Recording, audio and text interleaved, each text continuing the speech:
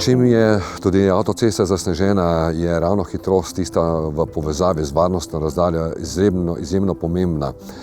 Kakšne hitrosti, seveda odvisno je od zmogljivosti naših pnevmatik. Nove zimske pnevmatike lahko zelo dobro opravijo svoj oprijem tudi v takem zasneženem delu. Pozorni moramo biti na morebitne kolesnice, ki se pojavljajo pred nami, seveda sprememba smeri iz levega na desnega ali iz desnega na levi pas lahko povzročijo neke težave. Če bomo prehitri, bomo kar naenkrat v težavah, da bo avtomobil zdrsnil, zanesel ga bo in praktično je nemogoče rešiti v takih situacijah.